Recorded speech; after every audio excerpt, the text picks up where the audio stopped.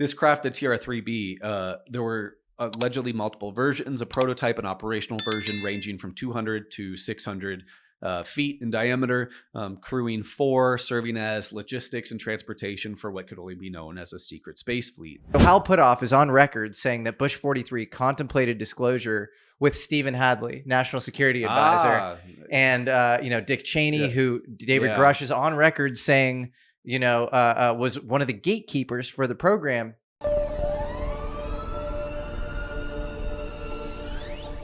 Controversial account of Edgar Fouche. A lot of people like to discount, especially because they like to say that Fouche has been debunked due to a lot of controversy with the alien scientist that I still think it's really worth revisiting. I talked about it a little bit, but the alien scientist is this YouTuber named Jeremy Reeves. Yeah, and he had a relationship with Fouche. Okay. Oh, interesting. I've talked to the guy. He's a nice guy. Yeah, he's cool. But he's pretty critical of Fouche.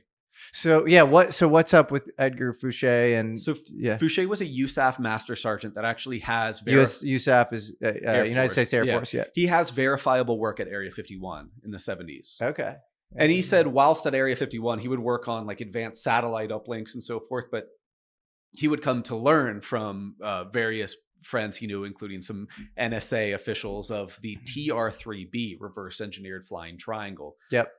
Weirdly enough, I've talked to a guy former Army in the mid 2010s, who said he saw a triangle craft jut off of an airway in Area 51. That's pretty interesting. Well, we can say this now because I said this in my piece with Randy Anderson.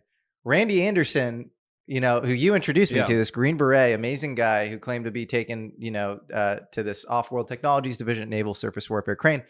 Also, occasionally does contractor work at Area 51, and he's told both of us now, and I've said this publicly, that he has seen triangle craft that he can only presume uses electrogravitic propulsion because it's not using, normal flight principles, at least observably to him, take off at Area 51. Yeah. Well, this is even a separate guy too. Okay. So then you have another guy. Yeah. Okay. Yeah. He said that this took off during in the Chow Hall at A51, during classified takeoffs of aircraft. The windows are supposed to be lowered. Nobody looks outside, but because he was with a colonel, they just kind of looked outside, and a craft took up. It didn't disturb any of the dust around it. Shot up silently, just vertically straight up. And there's so many stories about this. Even Paul Benowitz, who was totally mentally screwed up with and psyoped by Rick Doty, Air Force Office of Special Investigations. And Project Beta's great book by Greg Bishop documents all of this.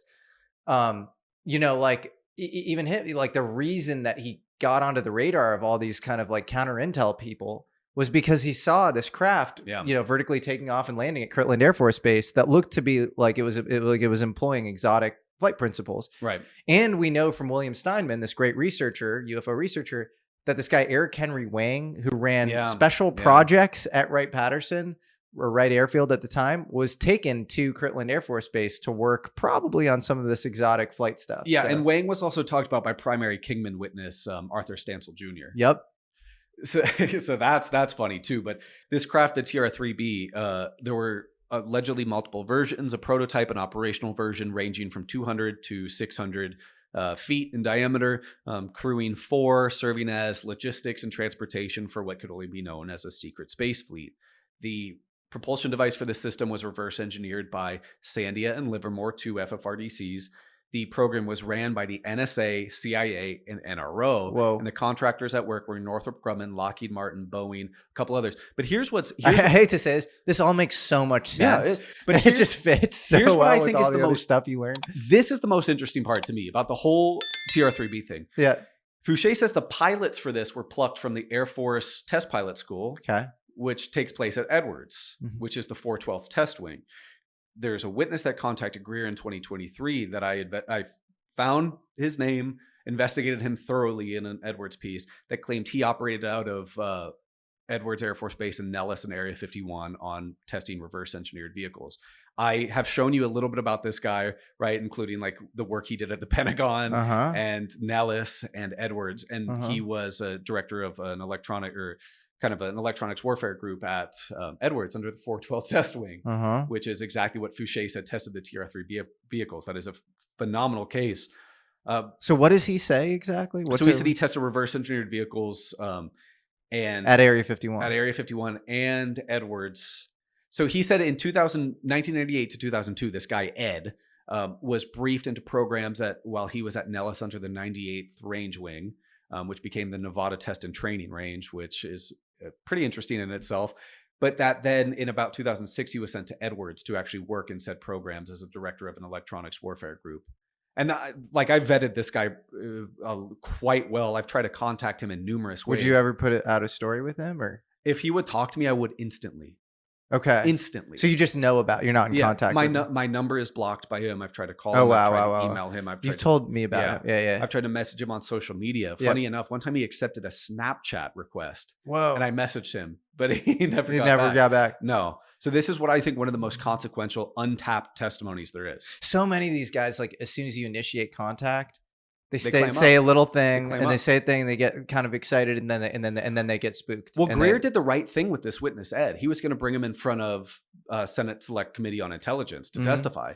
The guy got cold feet right beforehand, and I had this confirmed to me by elements of Senate and so forth. So this isn't just Greer saying that, but this guy was supposed to testify by like a Senate aide or like okay. Yeah. And this guy was supposed to speak, but got cold feet. Why? Is that because he was threatened? I don't know. There's other, if you look through the Greer archive, there's other witnesses. It's actually really interesting to see witnesses who are going to talk to Greer and so forth, but then say they've been threatened with some really horrible crimes, like really gross so messed stuff. Up. Yeah, that if they continue to talk will happen. I just don't understand why there isn't some sort of limited disclosure around these things existing. Because it's like in the event in which, we're at par with China and Russia, why wouldn't you let out some like basic surface area that this stuff exists? Like that's what, is it just this bureaucratic bullshit overhang, or are there real national security reasons for not letting this stuff out? And not letting it fully out, but like nuclear physics is not classified. Yeah. Nuclear trade secrets are. Why is that not fully analogous to this? I mean, it must be. Even looking at the testimony of Ed, he said 2009 to 2010, he was part of an Air Force going public plan that was called off by a 2-star general. Why? There are all these. Well, it's like you had under the Bush White House, Bush 43. Yeah, they were going to do this sort of, possible. They were thinking about disclosure, and Hal Puthoff was part of this advisory group, and they were talking about it. And anyways, Bush 43. So Hal Puthoff is on record saying that Bush 43 contemplated disclosure with Stephen Hadley, National Security Advisor, and Dick Cheney, who David Grush is on record saying, was one of the gatekeepers for the program. And they decided that it was too ontologically shocking to let this out, and that we couldn't publicly disclose about UFOs. And I think that turned into a group where they were reading about, like, they're reading the 3-body problem and other things like that. So super interesting. I mean, this could also boil down to, and the 3-body problem, for people that don't know, is a Chinese science fiction novel. It's a great series. It's a great series, and it involves basically like aliens controlling almost all frontier science. Yeah. And sort of reality itself, and being able to stagnate, but also, upstart physics, and reality being sort of information theoretic in nature, and the whole thing is so fascinating. And this could all deal with the subject of ARVs, but real quick, you mentioned Dick Cheney. A little interesting factoid is there is a supposed S4 whistleblower named Derek Hennessy who claimed he was a Navy SEAL. He wasn't a Navy SEAL. I had this confirmed, so already not off to a good start. But he claimed he worked at S4, and sometime in the mid 90s that Dick Cheney came into S4. But the funny connection there is that I can't remember the exact year, but Dick Cheney was actually going around to air bases around the U.S. to close up what he didn't think was operating efficiently. So that's kind of a so we know that he was going around to Air Force bases. That's fascinating. But we don't. But Derek Hennessy lied about being a SEAL, so we don't know. So we don't know what's up there. Story. Yeah. It's so. I mean, the Dick Cheney thing, I don't know what to think about it, but if there was a government behind our government, Dick Cheney would be the tip of the spear of that thing. Like if you read this Barton Gellman biography of his called The Angler, and it's like that dude single-handedly architected the Iraq War based on like false intelligence, and he was a representative of a lot of oligarchic sort of corporate interests. And, and then Halliburton gets the contract once we go kind of screw up Iraq, and then he gets the contract. It's like, there's something to that guy where you even read George W. Bush's book, Decision Points, and you're like, Yeah, your decisions locally are being made based on, certain intelligence being given to you. And those decisions actually don't seem extremely irrational at each moment.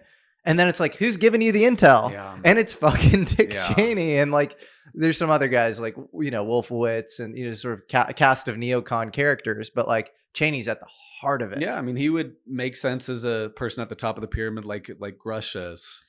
Yes. Yeah. Person at the top of the pyramid and maybe of a lineage. I'm about to do a piece on Henry Kissinger and UFOs. Cool. Yeah. And I think there's some connections there. And it's like, if you pick a modern Henry Kissinger, it would be Dick Cheney. It's like, this guy is the man behind the man.